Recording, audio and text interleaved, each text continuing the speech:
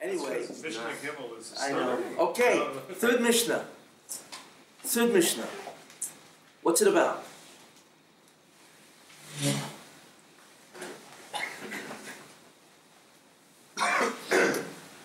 What's the third Mishnah all about?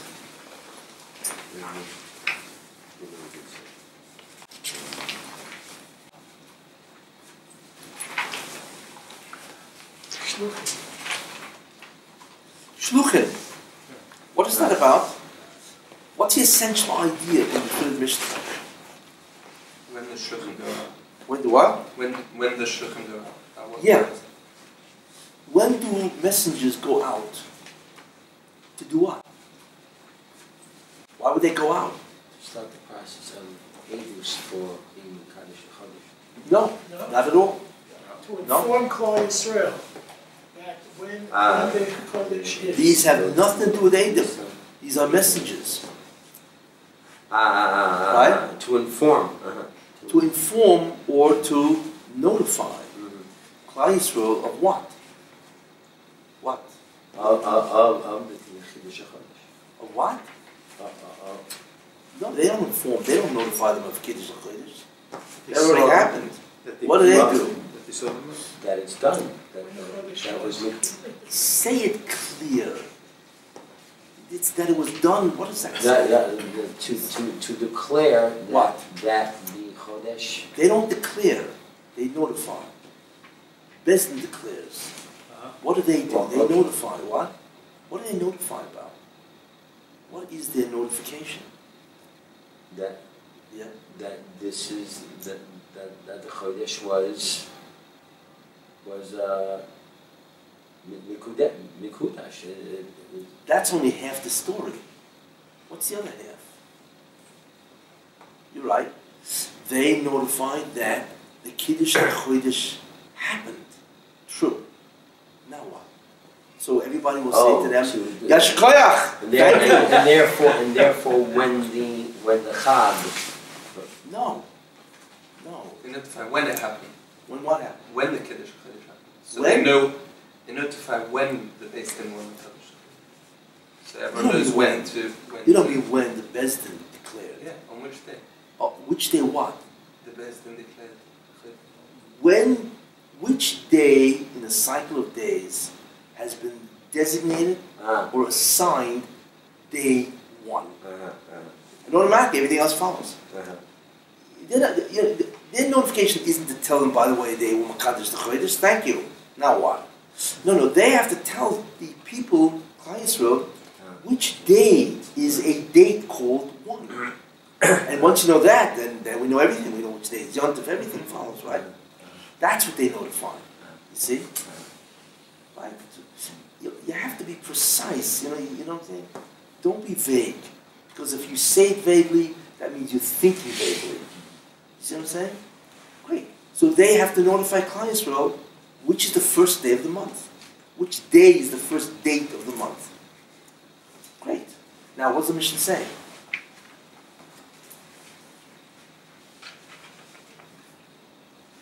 That there are, first of all, there are 6 of these dates that they go out to. Oh, that it's not done every month. It's only done for 6 months. Why? It's only needed in Who? 6 months. It's what? It's only needed. They only need to know. Klal Yisrael only need to know. Why do they need to know? Because of the Yom Tov. Oh, because these are the 6 months, right, that allow Klal Yisrael to celebrate the Yom Tov in their correct date or correct day. That's why. You see? In order for me to celebrate, celebrate Yom Tov, I have to know which day is the correct date. You see? So on the months, now how many months are there so far? We're talking about 6 of them. What are they? We have Nisan. So Nisan tells us what? For the sake of Pesach. Pesach, when Pesach falls out.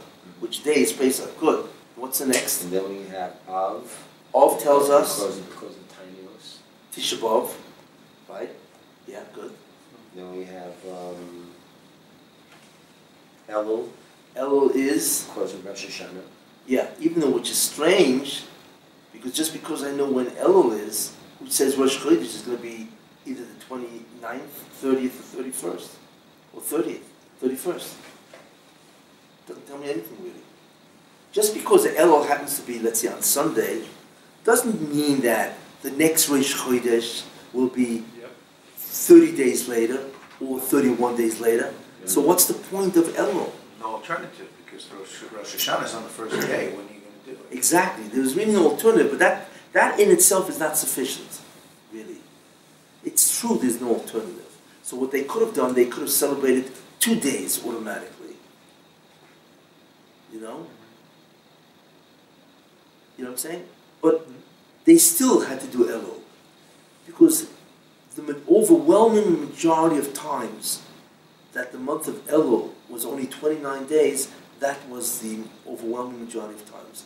So basically, if they knew when Rosh Chodesh Elul was, 95% of the time, they knew when Rosh Hashana was. Therefore, since the overwhelming probability, right, that Elul would only be 29 days, and the next day would be Rosh Hashana, it justified sending out on Elul. You see? And not only that, and not even keeping, 2 days basically. They didn't used to keep 2 days Rosh Hashana? Well, in Eretz they never kept 2 days Of Rosh Hashana? of Rosh Hashanah, yeah. So it's a modern day Gezerah? After the codes, yeah. So therefore we have Nisan of Elul for Tishrei for Rosh Hashanah, because 95% of the time Elul was only 29 days. So 30 days or Rosh Hashanah. Okay, if they were wrong, apparently that wasn't so much of a concern. Okay, what's the next? Tishrei. Then Tishrei. In other words, then our first day of Tishrei, it was only really an assumption based on probability. But we really would love to know, because we still got Yom Kippur, right? And Sukkot and Shmini Atzeret is coming up. That means the Shidduchim were traveling on Rosh Hashanah. They were, yeah, that's true.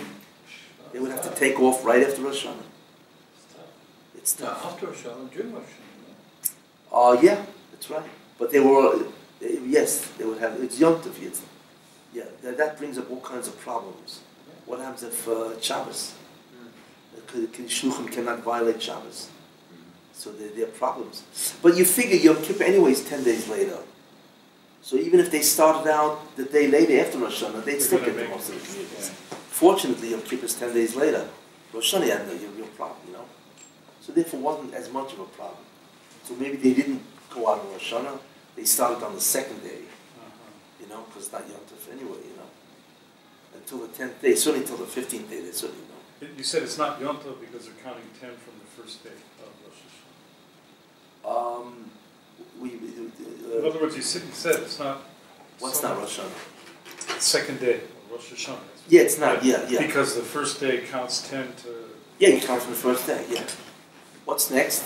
So we're just now saying Tishrei. Yeah, good. Because it's kind of some moedos. Yeah, how to fix the moed, the date of the moed in the proper day. It's called fixing the moed, or signing, fixing. Mm-hmm. Yeah, good. What else? And then Kislev for Hanukkah. Exactly, good. And that was like the 25th, so that really had no problem. Then? And finally, Adar for Purim. For Purim, yeah, exactly. Anything else after that? And it says, if you Shahaya base Hamikdash Chaya, and when the base Hamikdash was still in existence, Yotzin Af Al Iyar, they would also go out on Iyar because of Pesach Katan. Pesach Sheni. That's Pesach Katan, which was the 14th, yeah. So there you are. Either 6 months or 7 months, messengers went out. So what's a topic? What's a central idea? So we now learn through the Mishna. What's the central idea? Messengers. Who? Messengers. When messengers are sent out. Well, messengers is not really the central idea. It's what they were doing. What were they What doing? the purpose of the It's message. notification. Through, because there are other ways of notifying, which will happen later on in the second period. Which they use. Which they use, the fires. They used to mountain to mountain. So there are other ways of using. So that Mishnah deals with the process or the procedure called notification. And it was done through messengers. And when did they go out? 6 or 7 months. There you are. That's the whole Mishnah. Notification, messengers, 6 months or 7 months. There you are. You see? But that's interesting. Because when you learn about a mission of notification, what do you realize? What do you realize?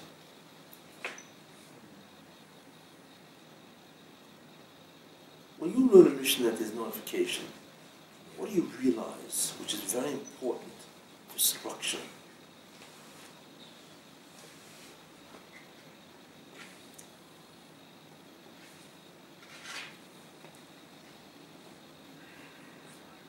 Tick tock, tick tock, tick tock. Come on, guys. Notification is essential to establish certain time Yes. periods. Yeah, well, notification is essential so people can observe the Yom Tov in its proper time. No question about that. But in terms of the ability to structure, what do you realize? It has to be synchronized. Yes, that's clear like that. Yes. But in terms of thinking, what do you realize? I'll tell you what you realize. Has to be communication. Who? Has to be a good form of communication. I mean notification. Yeah, yeah. In order to be able to. Yeah, but remember, I'm telling you something else. Something else. This is inductive. You need to be able to look at an idea and induce backwards. What's the cloud? Or what's a more general idea? You see, and that's not easy. You know, you look at a particular idea and say, well, you know, so it's easy to go down.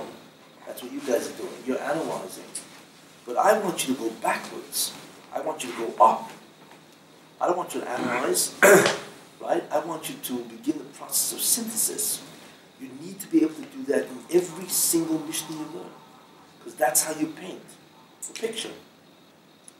Or that's how you compose a composition. First you do the outline, right? You have the melody. Then you begin, right? You know, so Depends as how soon you as you do hear that. one note, what does that tell you? How do I form a melody out of that note? You see? Seems like we're talking a unification Of?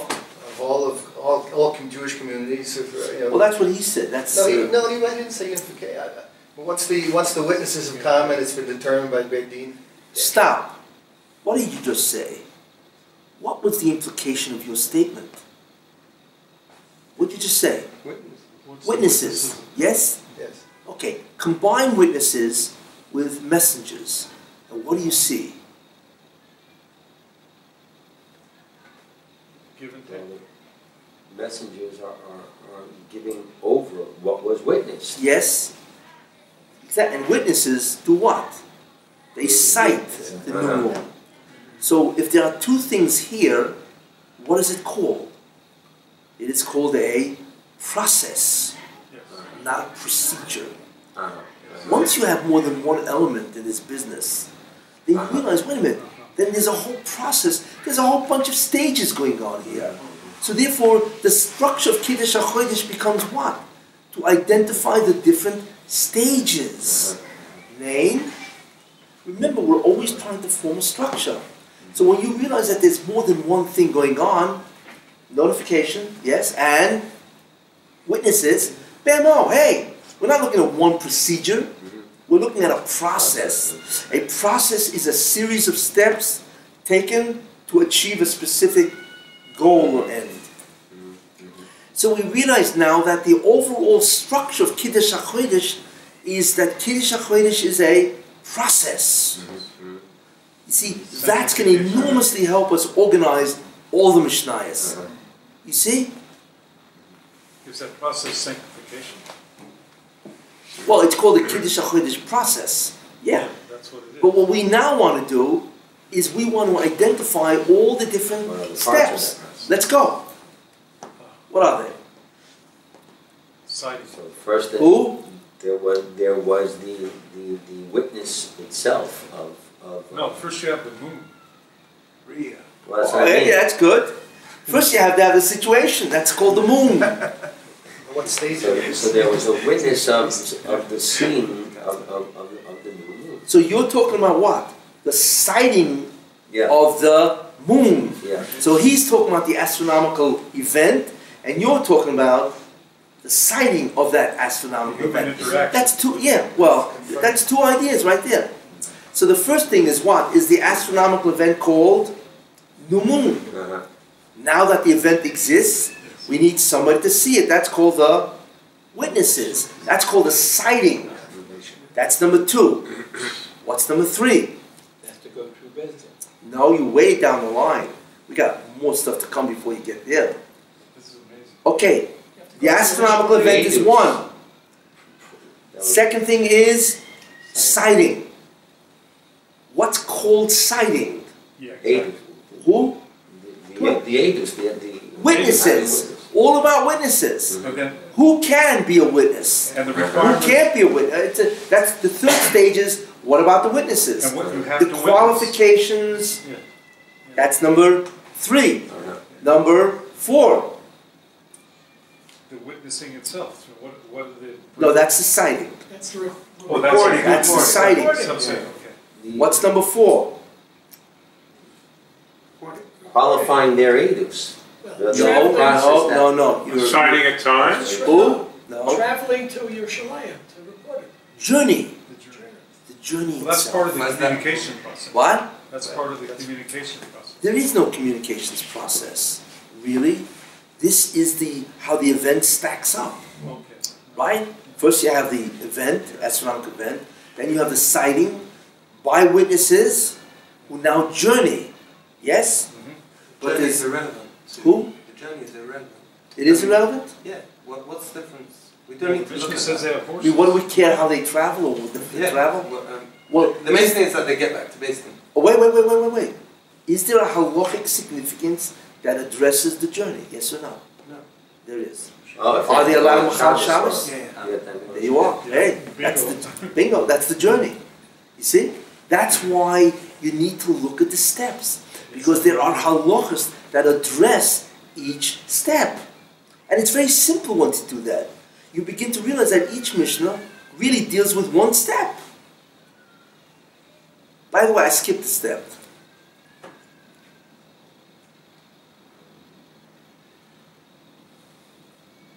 Event, sighting, witness. And number four is obligation. Do the witnesses who cite have an obligation in a Torah to come? Uh, Yes. The concept of obligation is number four. Then number five is if they do have it, is the journey. 5. Got it? What's number 6? Testimony. Who? Testimony. No.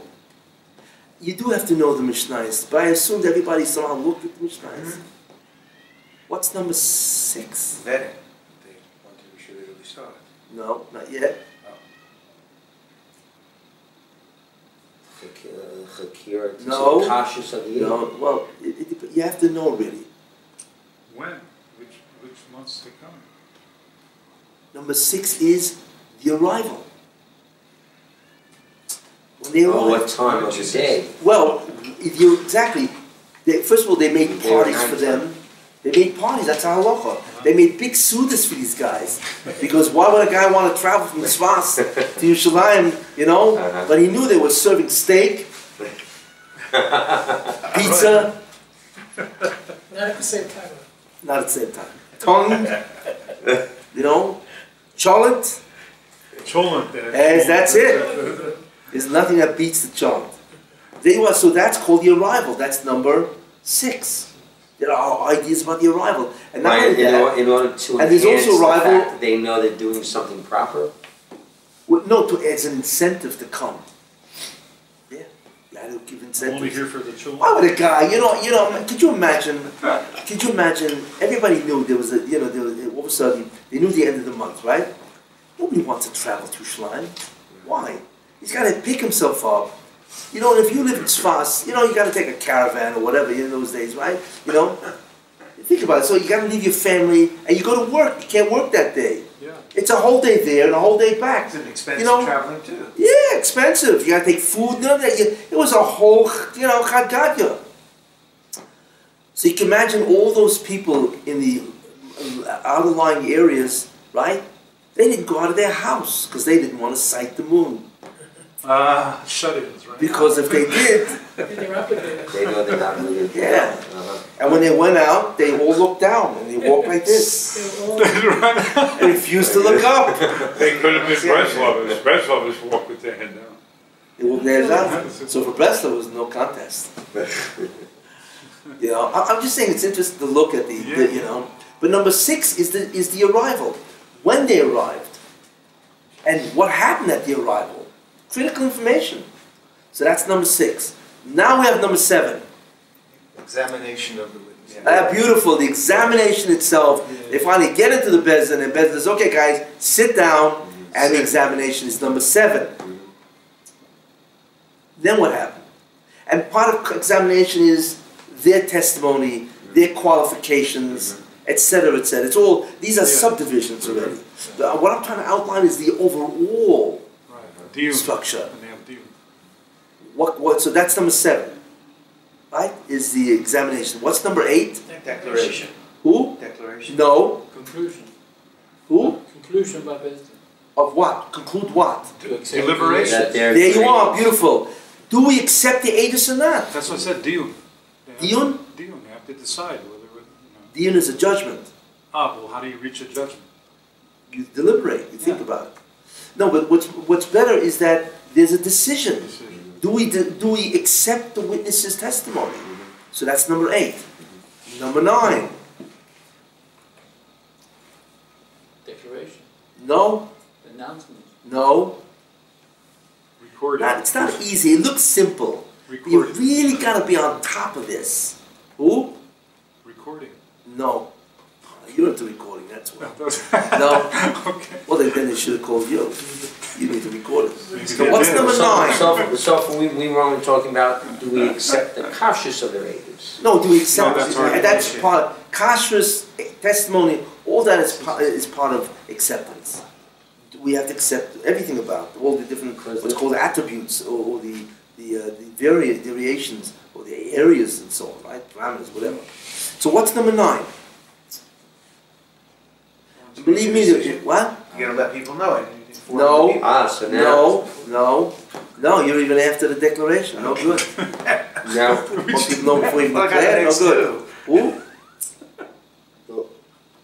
Yeah. they'll have to verify now whether or not it's shaykh The calculation. for shlichus to take place in No. order to. No, forget the shlichus. They haven't even declared.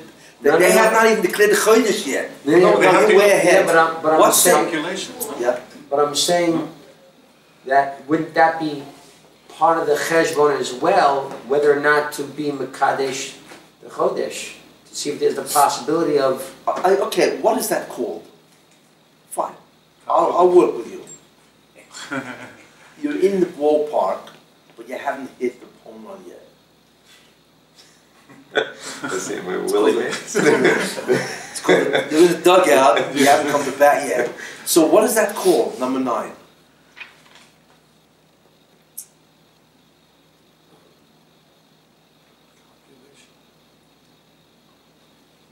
Who? They're on the side anyway, they have What's their that called? calculation. It's called deliberation. They have to deliberate now. Uh-huh. Fine, we now accepted the witnesses, but so what? We need to deliberate. Do we want to do it on their sighting, or maybe we want to move it to the next day? Yeah. Lav Dafka, they said we're going to do what they do. Oh, good. Okay, they saw it on Thursday. But maybe we want to make Rosh Chodesh on Friday for certain halachic reasons. Uh-huh. And there are reasons why they would push it off, especially if they came after Mincha. Uh-huh. You came after Mincha, okay, you guys saw it, now what? Do we want to make Rosh Chodesh We want to, what do you call retroactive? No. Let's make it the next day, and that's it. That's called deliberate. They have to deliberate and decide based on that deliberation. Got it? That's number 9. Now number 10 is, after they deliberated and they decided, who? That they declared the Kiddush HaChodesh, number 10. Yes? What's number 11? Send out messages. Notification is number 11. And that's where Wait, that's what this Mishna is the last step. And number 12, Receiving who? receiving the notification.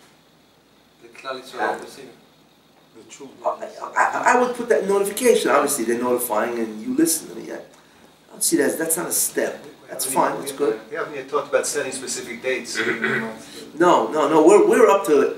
What's after notification? It doesn't seem that way, but you realize, yes, it's something to think about.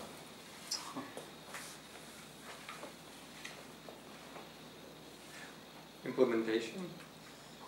Almost. It's called, what are the legal consequences of their declaration? That everybody has to listen. That's the whole Mishna where Rabbi Yeshua didn't want to listen to what Rabbi Mendel said. What are the legal, and therefore he was able to force him to come legally. And he had to listen. It's called the legal consequences. The legal consequences of their declaration. It's now that everybody's notified legally now, or halachically, what are the consequences? That is number 12. But I really skipped 2 in the beginning. I don't want to remember. Make it 2A and 2B. Because to really know about Kiddush HaChodesh, there are 2 things you have to know before. One is the whole concept called time, which I did last week for you. What is Kiddush HaChodesh? You have to understand, what is this really? Remember I told you? Kiddush HaChodesh is what? Is to designate or to assign a specific date or actually a month on the cycle of days. Because it's an arbitrary concept called a month. You know? So really you have to know about time. Because that's what Kiddush HaChodesh is time units called a month. You see? And the second thing I do after time is, what are the time units? And those are astronomical events that can be time units. The third idea is the lunar unit, and then everything after that. So it's really 14 steps. And you thought this was going to be easy. You see, if you really, what I've done is that I've created, what? Could there be a 15th that we've delegated certain rabbis, leaders, whatever, to make those determinations? That seems like a separate... Yes, actually, really, it could be number 15. Who is empowered? Who is the authority to do this? They can add an extra adar, they could change. The truth is, what you're saying is very good. I left it out because I'm assuming there is a Bezdin and they're the ones who do it.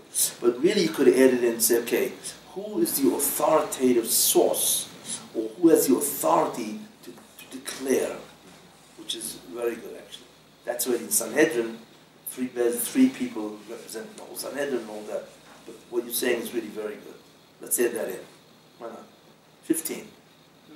But what I didn't understand, though, is that when you're saying that the notification is already done, but we now have to know what to do with that. We were saying just now. Well, the deliberation, the legal consequences. Once we know, we know that Sunday is the first of the month. Now what? What's the consequence of that? But who's we? Meaning just us as we means Klal Yisrael. Klal Yisrael. Correct. What's the halachic implications or consequences of the fact that Bezdin has now signed? And the answer is that everybody has to want to either get ready for... Well, everybody has to get in line. Whatever it is they're... Including Rabbi Yeshua. What do you mean, get in line? Means everybody has to follow their Bezdin's rule. Oh, okay. You cannot deviate. And there's a whole mission that Rabbi Yeshua wanted to deviate. You know? So that's a legal, that's a very important concept called what is the halachic consequences consequence of a Bezdin declaration or assignment. So you got 15 steps. You see? Isn't that interesting? So the first two is just to get into, the concept of time, the concept of astronomical events.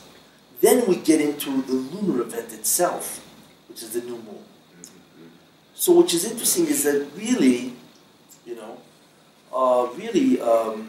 once you have all those ideas, then you can see halachas in every single one. So interesting that the whole concept of Kiddush HaChodesh, most of the Rambam, which is astounding, the Hilchos Kiddush HaChodesh of the Rambam, the first half was how do you determine astronomically the lunar event called new moon? And that's astronomy. You have to know, well, it depends on the sun, and is the sun in the same latitude as the moon? Longitude, when the sun and the moon are in the exact same longitude, celestial longitude, that exactly is the, not new moon, it's the birth moon. The new moon is when you can see it.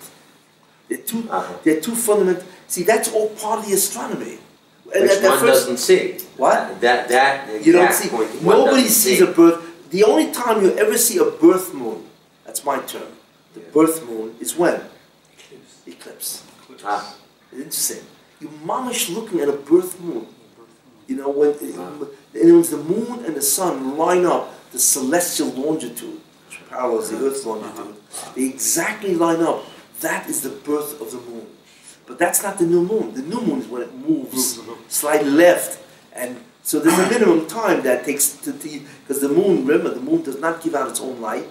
The moon reflects light, right? So the moon's got to move away from the sun in order for the sunlight to bounce off the moon so we can see it. So that takes, so the moon cannot be in front of the sun. It's got to move left of the sun a certain degree or arc in order for you to see it. That's called the new moon. You see? But they had to know these calculations, everything. All the calculations of, that's the first half of the Rambam. Kiddush HaChodesh. It's amazing. You have to know all about and then of course once the calendar was gone, then anyway you have to have the, you have to make there's no more sighting. Now you have to have calendar. Well, how do you create a calendar? You got to know astronomy. That's the most complicated part of the Rambam. Yeah. Calculations. I always find it interesting. If you ever look at the Rambam Kiddush HaChodesh, for that whole part, there's no Mefarshim except a thing called Pirush. Like the Kessin Mishna, the Magid Mishna, they all disappeared. They all go to lunch. No, it's interesting to look, because you get it. The Kessin, the Magid Mishna, all the Mefarshim, the Rambam, all Ne'elam. They all disappeared.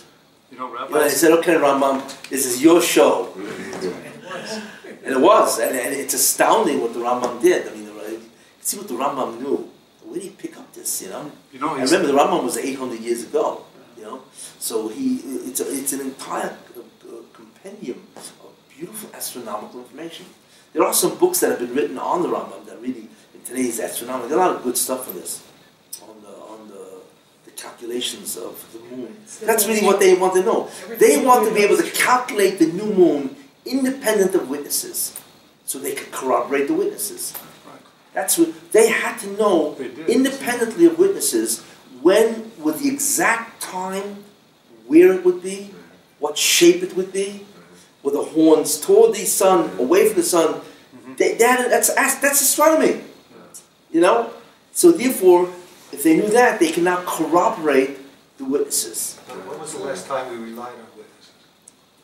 I think in the time of Rabbi Yehuda Nesiah, he was like 200 years after his great-great-great-great-great-great-grandfather, Rabbi Yehuda Nasi. I think he started 350 or something like that, if I remember correctly, something like that. 350 CE. Rebbe wasn't one. Rebbe lived in 220 or 220 CE, and about 150 years later, Rabbi Yehuda Nesiah said, because there was no Sanhedrin anymore. What are you going to do? Who's going to declare? Without that, there's no month. That means every month will always be Molay. Every month will always have 30 days. Because nobody could declare the 30th day. So therefore, he sat down and he created the calendar. which was an unbelievable work. Because he had to make sure that, like Rosh Hashanah cannot fall on Sunday. I'll do Rosh Hashanah, for instance. It cannot fall on Sunday, it can't fall on Wednesday, it can't fall on Friday. Because then you have problems with Yom Kippur and Hashana Rabbah. You had to know how to play around with this stuff. And you had to not be able to do it for what? For 4,000 years before the Mashiach comes, Can you imagine anticipating every single month for 4,000 years? These people really knew their astronomy. They knew their calculations, their calendar making. Rabbi, I like that. I saw in the Rambam. The sushi. Rabbi, I saw in the Rambam that Siyata de Shemaya brings. He says in the Rambam, he says that the month ends 2 days. It's dark 2 days. What? What's He that? says that the end of the month Yeah. is 2 days. There's dark, You before. mean when the moon Yeah. is not visible? Yeah, it's 2 days. So out of that, they have to decide which one of the 2 days is the new moon. Okay, whatever that means, yeah. No, that means that. The main thing that's is the Rambam. the main thing is after the birth moon, how much time has elapsed Yeah, well, that's for what the they- visible moon. Right. And that's the new moon is a visible moon. But this is The the birth moon is invisible except the time of eclipse. Even then it's a But this is the leeway that you mentioned. In other words. Yeah, okay, see, 30 days or 30 But it days. has an astronomical. Yeah, time, it's right? all astronomy. Yeah, but. It's okay. timekeeping, yeah. So they had to know, Yeah. how to create a calendar. Everything, we're not talking here about, and they really had to know because they was had well witnesses paid. coming saying, we saw the moon, okay, where did you see it? When did you see it? How did you see it? They still would Is have it a on this problem with mission that the Sudoku. Rambam It starts? was? They still would have a problem with Sudoku to mess them up, so they had to know. Yeah, because the witness could have been tzedekah. That's right. And we know that they messed up the notification process, Right. but they also messed up probably the witnesses. We saw the moon and their faults, Oh, that's why you have to have character witnesses coming to justify that these guys are okay. So that was the character witnesses. Right. That these guys could be witnesses. That's the second pair, But what I'm pointing out is the beauty of this 15-part structure is, there it is. Yeah. Every Mishnah has halacha about one particular topic, and then you subdivide, in each one you can have subdivisions and so on. And then that's the structure of Kiddush HaChodesh. Is it on this Mishnah that the Rambam starts speaking about all the process of astronomy? Oh, I don't recall. I'm thinking usually my Mishnahs, yeah. So now the rest of the Mishnahs can be much easier understood. Where in the process is it? You see? But that you have to do on your own. You have to learn how to do this. You see? Or else it's like a whole jumble of stuff coming at you. But it's amazing that the Mishnah starts with the last thing called the notification. It's like, wow, Whatever happened to the beginning of this process? Whatever. Wow. It's on. Okay. So we did something. Oh, yeah. Right? You might say. Your two speaking engagements? Oh, I'm speaking twice. I'm giving, but this is going to be not a Tisha B'Av 21st century. It's going to be a full 21st century. Which means I'm giving one in Mala Dumim, and the other one in Ramat Beit Shemesh, which is your territory. Maria's name is. I'll tell you if It's in in Ramat Beit Shemesh. I'm giving it. If you want to write this down. Oh wow. Do I have your name and address? Okay, good. On Monday, August 31st, at 8 p.m., I'm going to be giving a full 21st century, which means I'm going to include a lot more, since I don't have to talk about Tisha B'Av. August? It's August 31st, the last day of August. On Monday, it's going to be in Ma'ale Adumim. I thought you were in Beit Shemesh. It's Beit Shemesh, Ramat Beit Shemesh. The name of the shul is Kehilat Avas Sion. Kehilat? Avas Sion. And it's at 2 Nachla Timna. That's the name of the street. And there is Class? Timna. Timna's in that place. Number 2, Nachlo Timno, at 8 p.m. And it's going to be, it's like 2 hours. Depends how much I want to throw in there, but it's a lot of stuff you can throw in there. And it's 30 shekel. 30 shekels. Can you go to any restaurant? You've been spoiled. You have really been spoiled. How dare you ask me? I think we should pay for this. But I'll tell you what, we're going to take around a charity collection for you. No, I think we should pay for this. Anyway, that's in Ramat Beit Shemesh. And in the other one, which is Mala Dumim, don't even ask me how to get there. There's buses there, but whatever. It's the same lecture, just in a different city. Yeah, correct. Yeah. So, but I'll tell you anyway, in case you know people in Mala Dumim. It's on September 6th, Sunday, September 6th at 7:30 p.m. And this one is for 20 shekel. Oh, for them, it's funny. It's congregation Pnei Shmuel. Transportation, you know, alone, how much. It's congregation, actually it's really not bad because a whole bunch of guys can take one taxi and share it. It's not a big deal. Congregation Pnei Shmuel, which is Mala Dumim, and it is at, the address is 102 Derech Mitzvah Nevo. There you go. So if you ever missed it, you got an opportunity to hear it live. A really full 21st century shit. You know? Well, they're both the same, you're giving it twice? I'm giving it twice, yeah. Yeah, it's not necessarily, yeah. So if you really want to, really hear the whole thing. Pnei Shmuel. Very good. Thank you very much. Okay. Hope you enjoyed it. I just hope I can do this mission over again like we did. I mean this. Now you can. Well, the first thing is remember the 15 steps. Right. You know? I'll send you the link once I get it. That's all. Okay. What time is the one? What time is 7:30. 7:30 p.m. Yeah. Why did I write down 20? So we're here next week. 20. I have everybody's name and address on board, and phone number. Okay. Okay. Very good. So we did Hashkafa today, and we did what? Which mission next week? Give me your. Next Mishna. Yeah, because it really goes to the it's one, but then it specializes Shabbos. It's a whole different. The main thing is to pick up the method, to see the method, what's happening, and how you learn and how you think. That's really the main idea. I'll tell you a funny story. Yeah. Well, 77. Well, kind of, yeah, I did that. is this still on? Yeah, he said let it run. Want to shut it off? Moshe? Yeah. He said.